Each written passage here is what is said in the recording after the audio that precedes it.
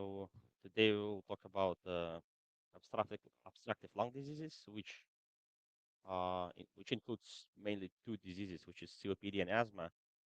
Uh, we talked about some of the topics I'm going to talk today yesterday at the small group. So we're just going to go through some of the topics. Going to be like just repeating what we talked yesterday. So this the goal. So we'll review uh, pulmonary function tests briefly. We'll take a look at the difference on the PFTs, difference between obstructive and restrictive lung diseases.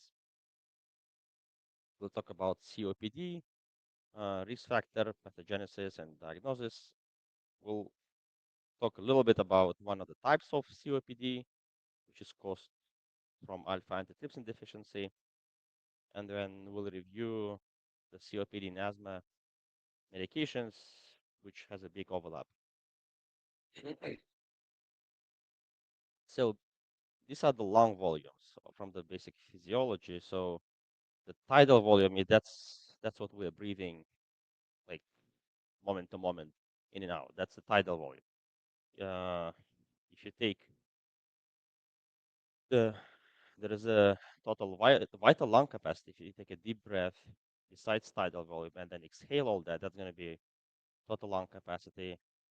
And then the differences here, there's inspiratory capacity, expiratory reserve volume, and then total lung capacity, which you cannot really exhale the whole air because some air is still going to stay in the airways and then a little bit in the alveoli and small airways. So this is how normal spirometry looks like. Spirometry is easy thing to do. It can be done in the office. It doesn't require any complicated equipment. It's usually not done in the hospital because people in the either have other active medical problems which may affect the results, or they have acute exacerbation, flare-up of their pulmonary disease. So then pulmonary function tests, they not very reliable. So it's usually done when patients are like in the stable condition otherwise. So as you can see here on the first picture on the left, like forced expiratory volume in 1 second, that in 1 second you exhale most of the air you have in the lungs. So lung volumes measurements are important when spirometry show decreased uh, forced vital capacity. I'm not sure. I think it's wrong there. It's either forced expiratory capacity. I think one in 1 second.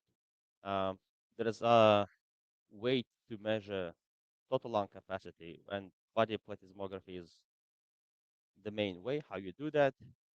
You basically using the physics law that the pressure and then there is a correlation between the volume and the pressure. And then total lung capacity is the key volume which they determine from this test. We talked yesterday about diffusion capacity for carbon monoxide. So it's basically the ability of the gas to move between the bloodstream and then whatever is in alveoli. So it's affected obviously by the thickness of alveolar capillary membrane, which can be affected like in interstitial lung disease. It can be affected. If somebody has a pulmonary edema, this will go down. Loss of alveolar surface also will decrease this function because you have decreased total surface of the alveoli. And then if you have, for example, more red blood cells, then it also will be happen more effectively because your body will have capacity to get more oxygen or like more gas.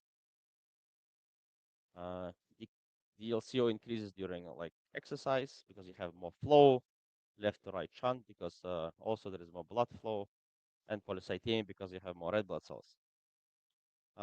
During respiratory maneuver fraction, so basically you're tracing how much CO2 is when you inhaling and then how much CO2 is when you're exhaling. Okay, so again, you see the difference. There is a formula they calculate, and then that's how you calculate diffusion capacity. So interpretation will depend on it's difficult to use any single separate number without the context of the patient and the context of other tests. So there are conditions which you need to think about, like when interpreting diffusion capacity for the carbon monoxide. It will be lower among cigarette smokers because of the presence of carboxyhemoglobin, so it competes with CO2. It's gonna it can be lower with some of the obstructive diseases like emphysema because you have less surface for the gas exchange. It can be lower with restriction, for example, with the interstitial lung disease or pneumonitis because of this alveoli will be thickened. And then you may have normal DLCO with restriction, for example, with a pleural effusion, which creates like external pressure, but the exchange of the gas in the certain area will be still preserved. Uh, and then it could be low diffusion DLCO with a normal spirometry, for example, the pulmonary emboli, anemia, uh, when you have either decreased blood flow as a pulmonary emboli or decreased amount of red blood cells to capture the oxygen to capture the gas. So these are the types of lung disease. There is obstructive, and the hallmark is a decreased forced expiratory volume in 1 second ratio to forced vital capacity, and restrictive, reduced lung capacity. And then, as a lot of, or probably even most things in medicine, there'll be some mixed picture, and it's going to be difficult. Like many people will have something mixed rather than just one pathology. So COPD, right? So we talked about the definitions yesterday. It's a long-term airflow obstruction, which is not fully reversible. It's partially reversible. So that's why patients still going to use like albuterol or muscarinic blockers. So clinical definition is there's a presence of chronic productive cough of 3 months during each of 2 consecutive years. So it's a clinical diagnosis for COPD, and then there are two patterns, which is chronic bronchitis, which primarily affects the small airways, and then emphysema. So the hallmark is a decrease of the FEV1 to FVC ratio. So prevalence of COPD. Remember, prevalence is how many patients you actually have at the moment. Okay, this is 2019. It probably didn't change too much.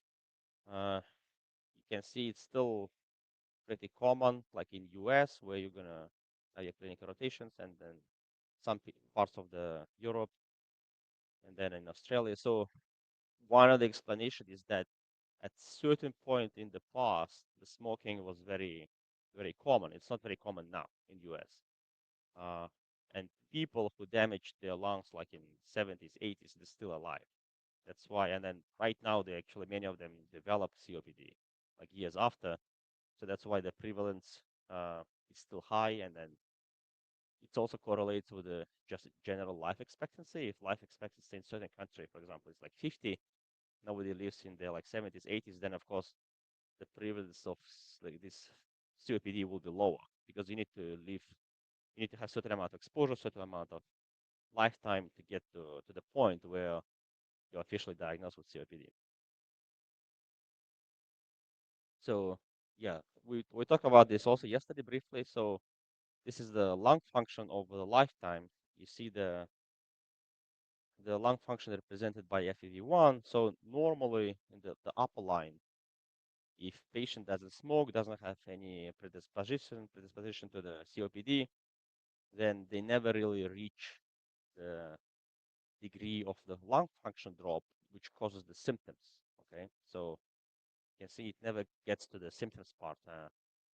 But if somebody's smoking, the same line goes down, and then symptoms here on this graph are like shown when like somebody gets like around 60 years old and gets symptomatic, and then if somebody keeps smoking, which is not unusual, many people will be surprised with COPD on oxygen they'll still smoke.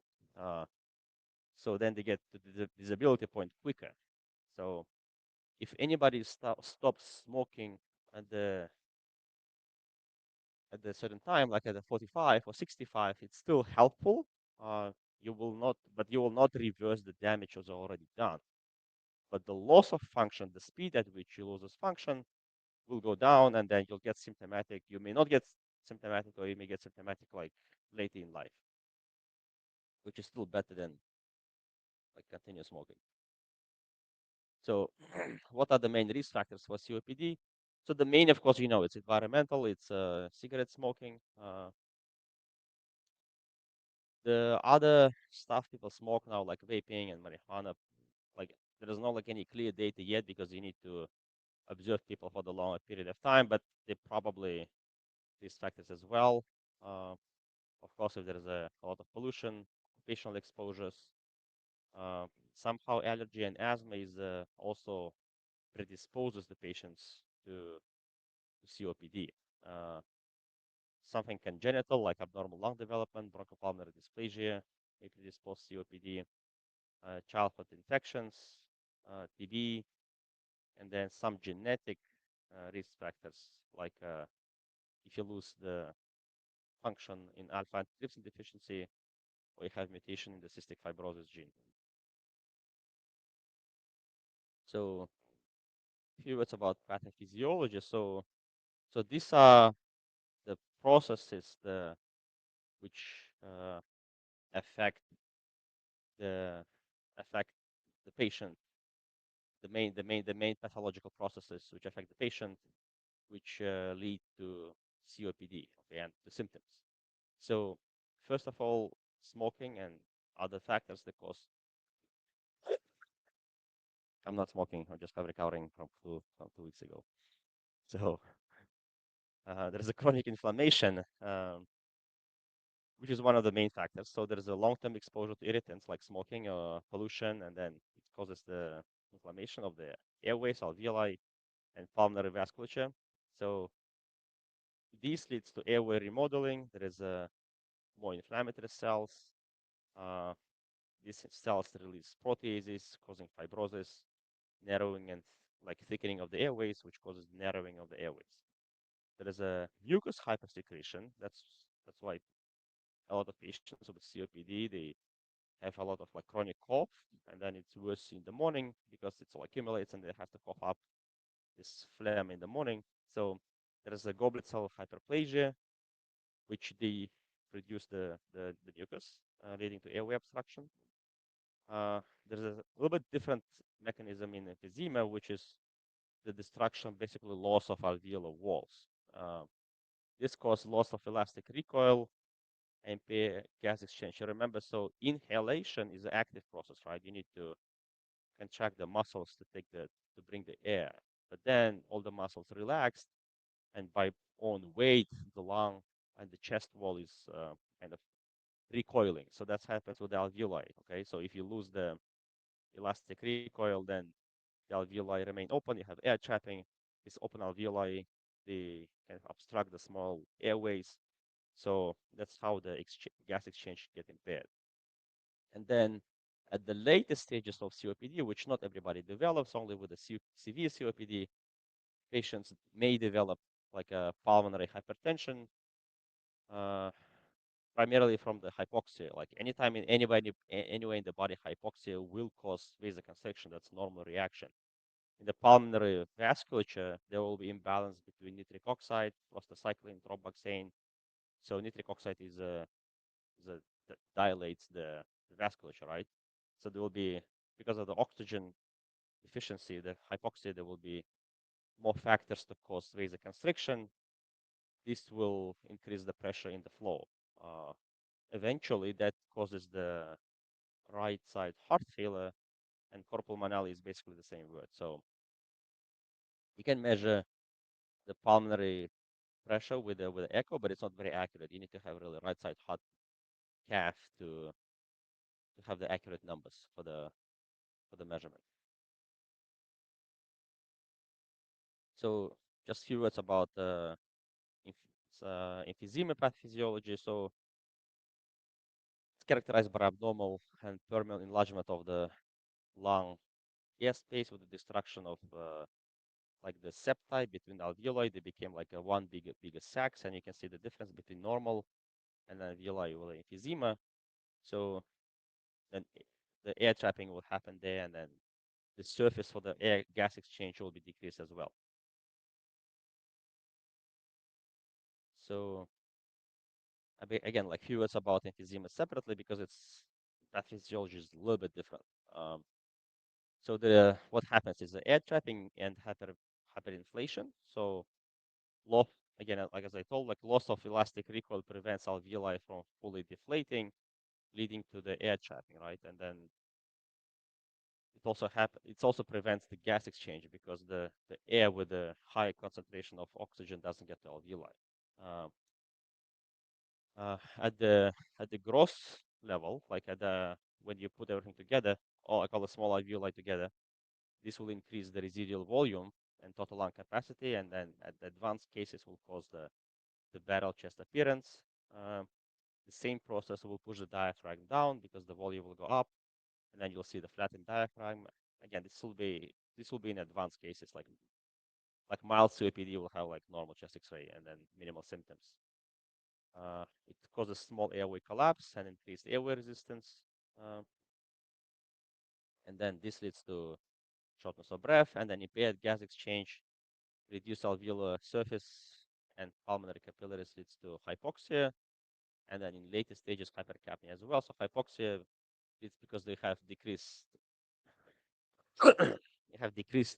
surface for the gas exchange, and then hypercapnia is the develops from decreased ventilation. So just like this will be coming up frequently. If you have hypoxia, that's gas exchange, and then hypercapnia, it's ventilation. Okay, and then VQ mismatch happens, ventilation perfusion mismatch, because there will be areas where there's a blood flow, but there is no the airflow, and could be opposite.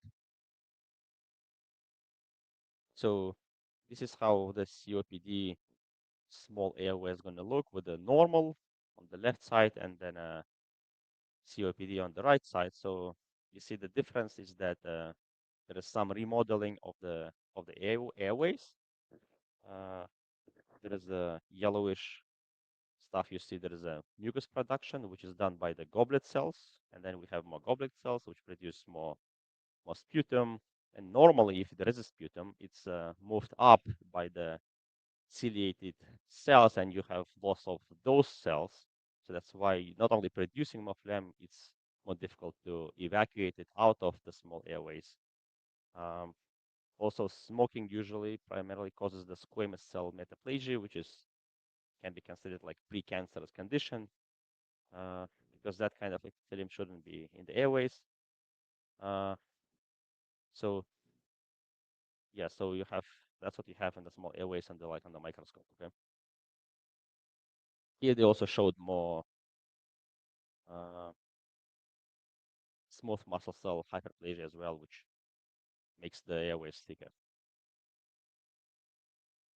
So of course you can guess like anybody with a pulmonary disease basically will have shortness of breath, right? So and your task will be to figure out when it happened, like ask specific questions about the breathing problems, how it happens, morning, evening, how much activity, what is the baseline. Uh, so you have to ask all these questions. And at the beginning, it will have shortness of breath only will happen with a significant exertion. Uh, and then even at rest, people may have uh, shortness of breath with advanced disease. So patients will have cough, sputum production, a little bit less common. They may have chest tightness and wheezing, especially with the times of exacerbation. So how you make diagnosis? Of course, you ask the detailed question, uh, and then symptoms may present. Patients may present different ways. Somebody would like minimally active, like obese, and then they may have more advanced COPD because they think they're just like out of shape and they may not seek like medical attention until it's more advanced. Somebody may present really early. Somebody's exercising and notices like they could run like 5 miles, then now cannot run more than 3 miles. So they may present like at earlier stages in the disease. So an exam, like most of the time, will be probably just normal. uh, because we talk about like extreme cases with battle chest, but that's really patients usually present before that happens. You have decreased breath sounds because of emphysema. You have just decreased less amount of lung. That's why you have less sounds. And because of the airway narrowing, it will take more time to exhale the air out of your lungs. That's why you'll have prolonged expiratory phase. You remember normally you have uh, expiratory phase is like shorter, but here it will take like the same time as to inhale. Uh, you may hear wheezing on exam. During exacerbations, may see use of accessory muscles. If that happens, usually people require hospitalization. Uh, and then barrel chest again, like if it's advanced COPD. So spirometry, how they diagnose? Of course, we take detailed history, we do examine, ask about smoking history, exposure to different environmental factors. If somebody's younger, especially not smoking, you need to look at about other reasons like alpha antitrypsin deficiency and some other genetic possibilities. So in spirometry, the ratio of FEV1 to FVC should be less than 0.7 post bronchodilator. Okay, so that's the first measurement, and then to classify COPD as a mild to severe, then you look only at FEV1. Okay, you don't use the ratio anymore. You use the FEV1 to see the severity of the disease. And GOLD means the Global Initiative for the Chronic Obstructive Lung Disease. So again, this is spirometry, as we had this similar picture before. You see in a normal curve, in 1 second, if you try to exhale quickly, most of the air will be exhaled within first second. In COPD, like in asthma, is the same. You cannot exhale that much during first second because of the obstruction. So it takes more time to eliminate the air from the lungs.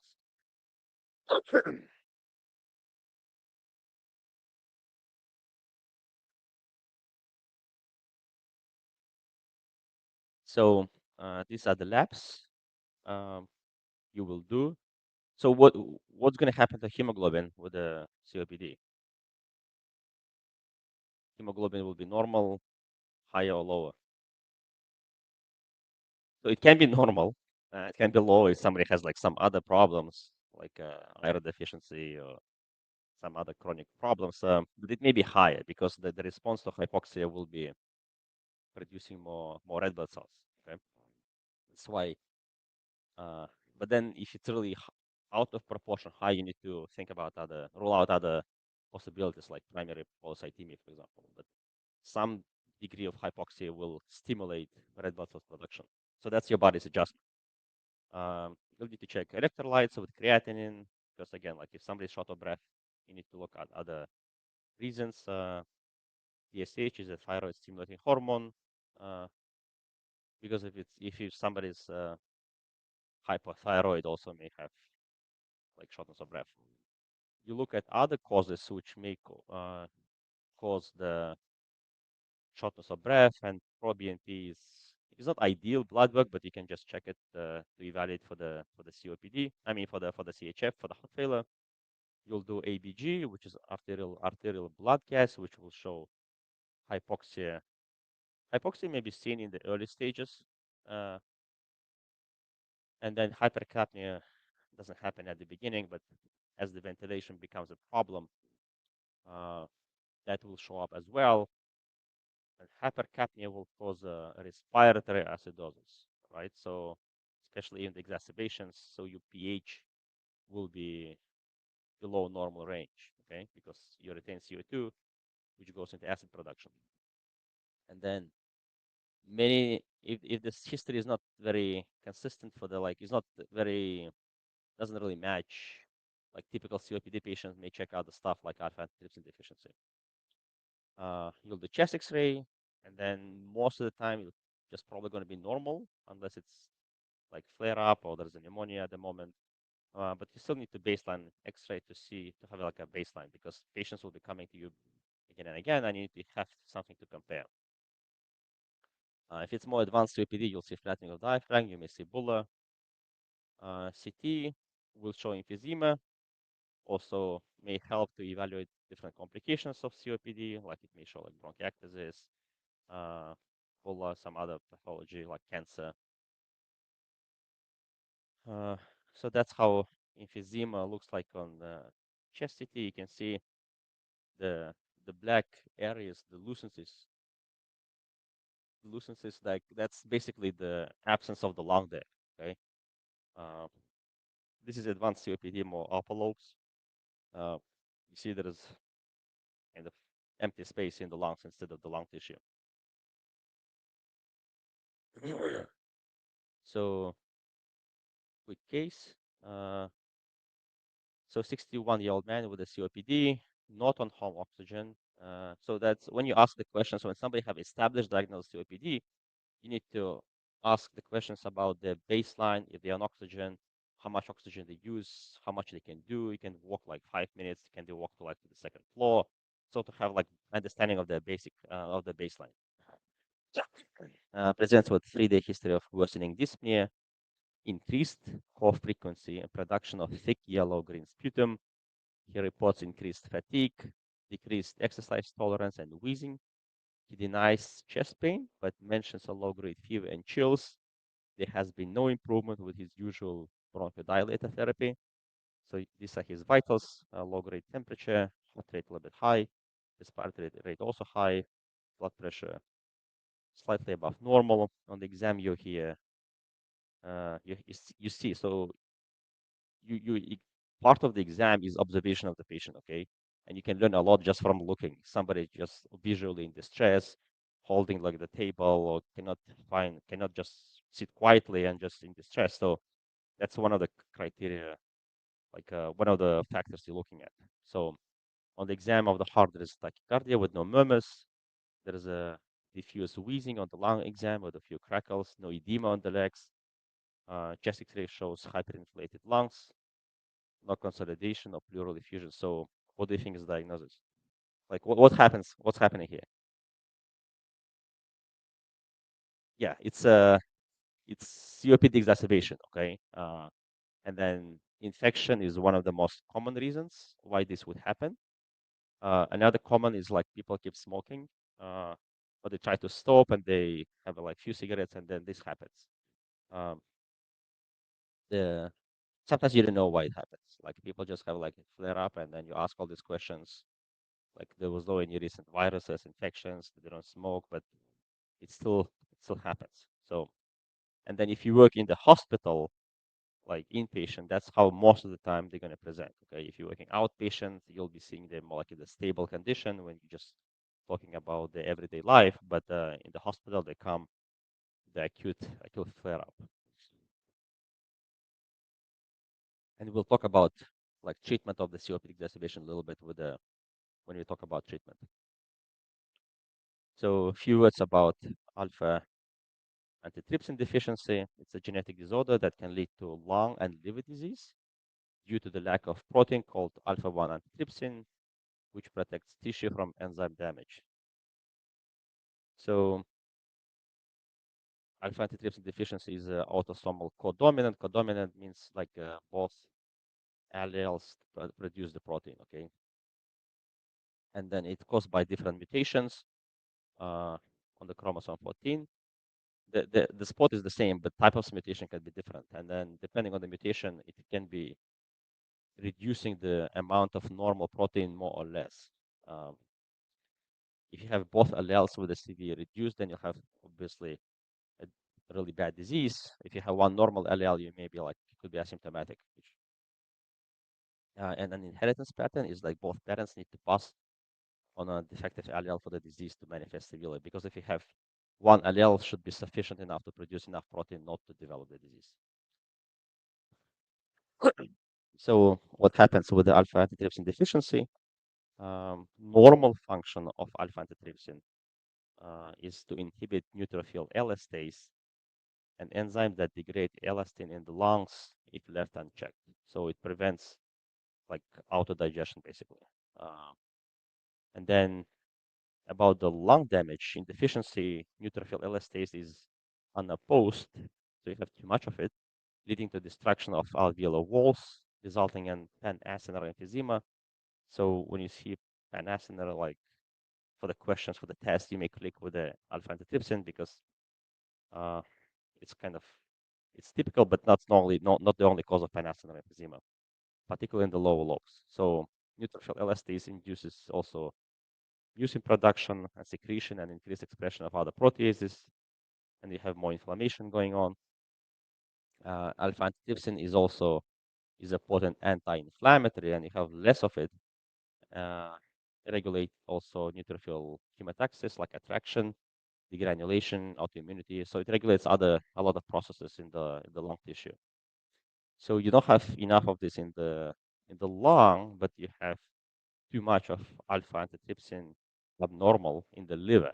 Okay, so because that's where it's produced, right? It accumulates in the liver, leading to the damage, cirrhosis, and then anybody with cirrhosis has increased risk of the liver cancer.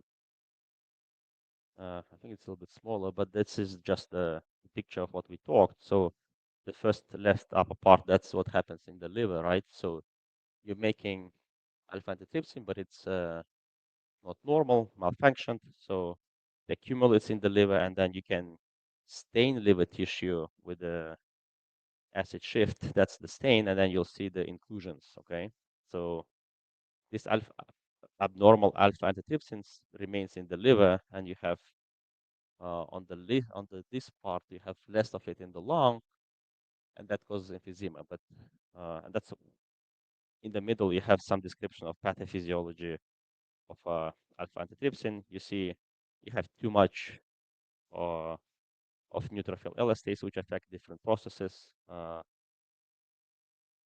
basically causing the inflammation and then increased mucus production.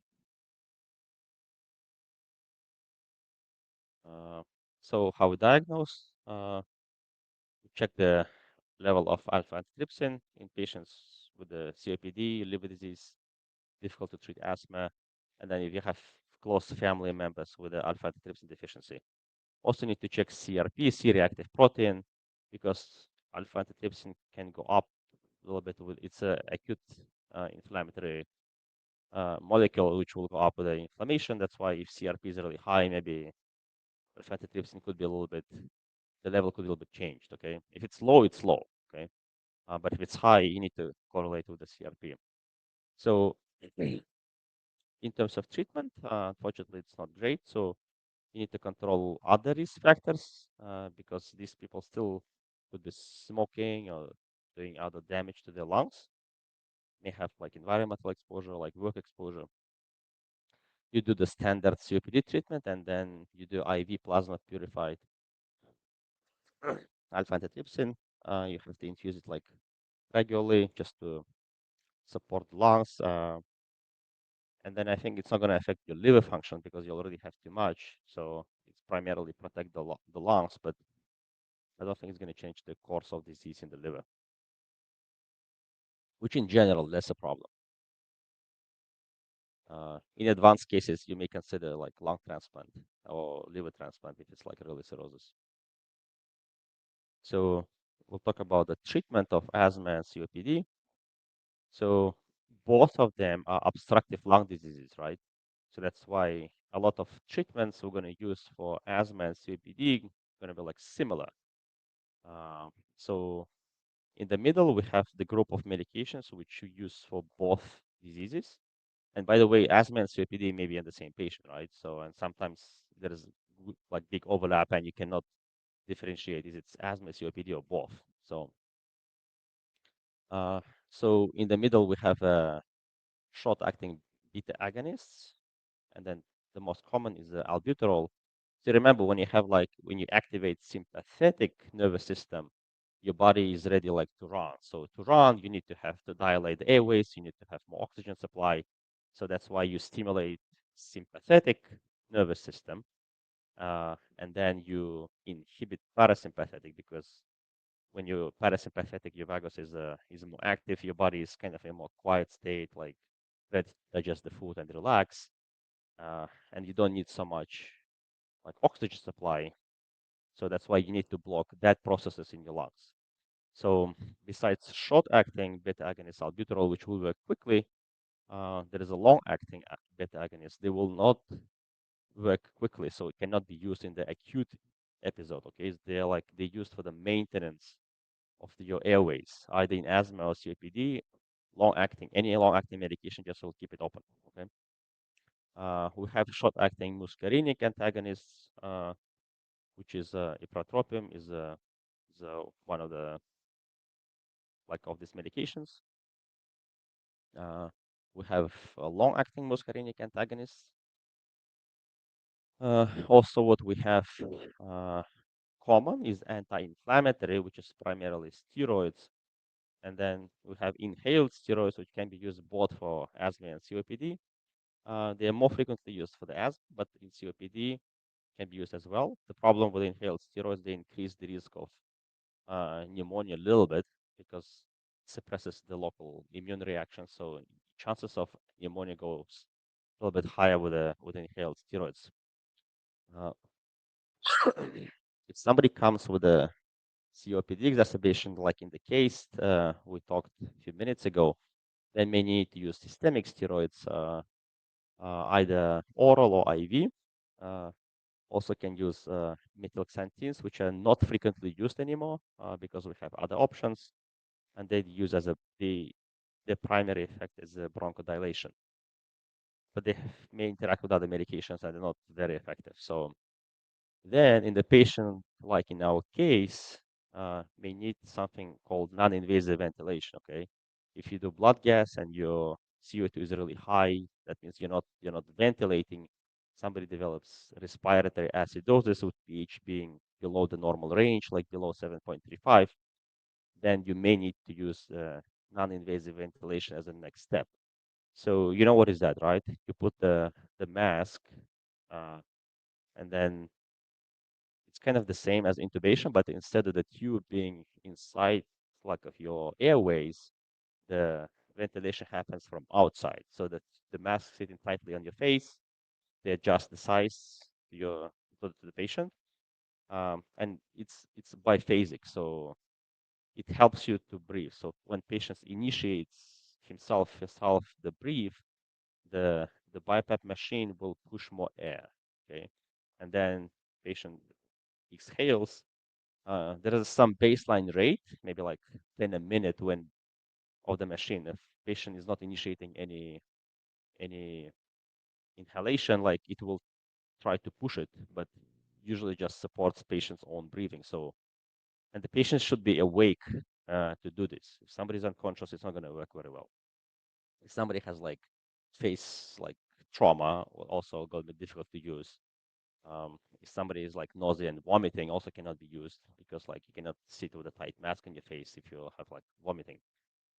So, and then oxygen is the really important part of the treatment. So for asthma, oxygen is used only with the flare-ups. You don't need oxygen like chronically. But somebody develops advanced COPD, may need to use oxygen like on daily basis, 24/7 basically. And then in those patients, oxygen is the only thing which increase the lifespan, okay? Because it kind of prevents a lot of pathological processes. It treats the pulmonary hypertension, have less hypoxia. So that's how it helps. If we look about at the asthma only medications, then we have leukotriene receptor antagonists. So you remember leukotriene pathway is one of the like inflammatory pathways, so you block that. Montelukast is one of these medications. It can be used as a pill. Uh, there are biologics. There are different types. One of the first ones and most common probably is anti-IgE. So, and you will not use it with anybody with asthma. Okay, you need to have. There are two types of asthma. There is like atopic, which is related to atopy allergic reactions, and then non-allergic, right? So you check the IgE level. If it's really high, then you can start treating with the biologic, which will decrease the IgE level. And in many patients, this really helps. Somebody, for example, can be like having exacerbations every month, taking like steroids 3-4 months a year, which is really bad long term, and then start using biologics, and then it helps. In ED, asthma patients also may end up using IV magnesium, which relaxes the smooth muscle. Um, so these medications used like particularly for the asthma and for the COPD. There is a phosphodiesterase 4 inhibitors like roflumilast. It's not used for acute flare-up. It's just used as a supportive. It's not like super effective, okay, and it's not like first-line treatment. And that antibiotics can be used in COPD in few different situations. So if somebody has the frequent flare-ups of COPD, they may use antibiotic called azithromycin 3 times a week to decrease the amount of exacerbations and to decrease the hospitalizations, okay? Um, and then antibiotics can be used in the acute setting when somebody has flare-up due to infection. So you have somebody has more phlegm, fevers, um, even without pneumonia, short course of antibiotics can be used. The previous results of the sputum culture may be helpful if somebody has like Pseudomonas. There is a high chance they're going to have Pseudomonas again. Uh, Otherwise, you'll send the sputum culture and see what's there. But empiric antibiotics also can be used, like doxycycline or azithromycin. So that's the treatment. This is just like the classes, the groups of medications, okay? And then you go stepwise. So both COPD and asthma, you go stepwise treatment. So in COPD, you start, uh, again, this is just symptomatic treatment. If somebody diagnosed with COPD but have no symptoms and that is not willing, doesn't need like medications, may just leave without treatment, okay? So at the beginning, you can use like short-acting beta agonists and short-acting muscarinic antagonists, like basically like anytime during the treatment. That's why they're all the way through. And then as the symptoms getting out of control, you add other medications. So you add long-acting medications, which are long-acting muscarinic and beta agonists. If it's not enough, you may add both of them. It's going to be long-acting beta agonists like salmeterol and long-acting muscarinic antagonists like ipratropium. And then, if it's still not enough, and then you may add inhaled corticosteroids. And then if it's still not enough, may add may group all three of them. And there is the inhalers which combine all 2 or 3 medications. So it's like one inhalation like twice a day, and then patients will get all 3 medications with one puff. That makes just more convenient rather than like, using different inhalers. Yeah, and here we have other additive medications like roflumilast, azithromycin for frequent exacerbations. Mycolytics are not really so effective, especially if you use them as oral. Uh, and then oxygen will be added later also if somebody is consistently hypoxic. So you will check the oxygen level in the like quiet conditions. Somebody's just sitting, and then you'll check the oxygen level saturation just with the walking, right? So the criteria is usually for the insurance company to approve, and that's how it's made it in studies. Is if the oxygen drops below 88%, then you will need oxygen supplementation. You'll benefit from it. Some people will just feel short of breath, right? And you check the oxygen level and it's normal. So people may have other conditions, like they may be deconditioned, they may be recovering from flare up, they may have like bad obesity or like joint pains. So that's why you need to see that shortness of breath is actually from hypoxia rather than from anything else. And with asthma, is the same principle. You just use the medications a little bit different sequence. So the goal with the asthma treatment is really that it should be to control to the degree when patient needs short-acting beta agonists like albuterol puff, like infrequently, right? If somebody uses like albuterol once a week, that's kind of the goal, okay? And not never waking up at night with shortness of breath. So that's the goal. That means asthma is controlled. If it's not controlled, you keep adding the medications, okay? And then here you start as a first step when it's very mild and intermittent. You can use the albuterol short-acting beta agonists, especially if asthma is just like provoked by something specific, like by exercise. You use it before exercise, or if it's a cold, then you use it like before going outside. And then you use inhaled corticosteroids a little bit earlier because the mechanism for the asthma is like more inflammation, right? So that's why you use inhaled corticosteroids at the earliest stage. Um, and then you add the long-acting beta agonists. You add the long-acting inhaled corticosteroids. Like actually, all inhaled corticosteroids are long-acting. So you keep adding things like biologics, and then if it's really difficult to control after you escalate to the couple steps, then usually people get referred to the pulmonary specialist so they can have another look, kind of second opinion, and then maybe start biologics because most of the time you need pulmonary specialists to approve it through the insurance for the biologic. So, and then if symptoms are well controlled for a long time, you may go up, step down, or if it's not controlled, you may step up. Okay, it can move both ways.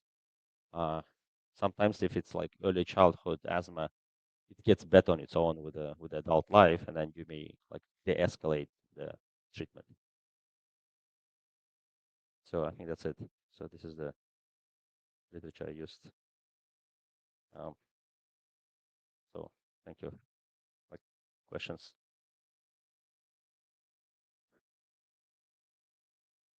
Thank you. Yeah.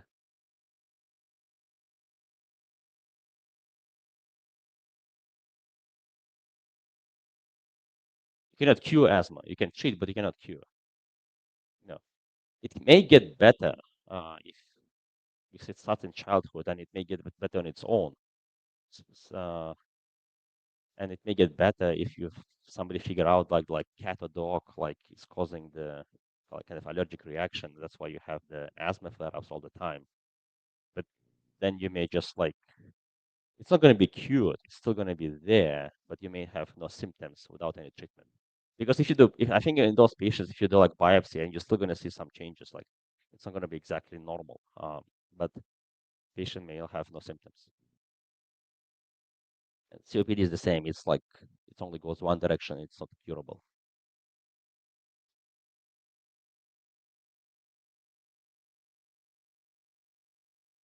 Any question? You're thinking about something. Okay. Thank you then.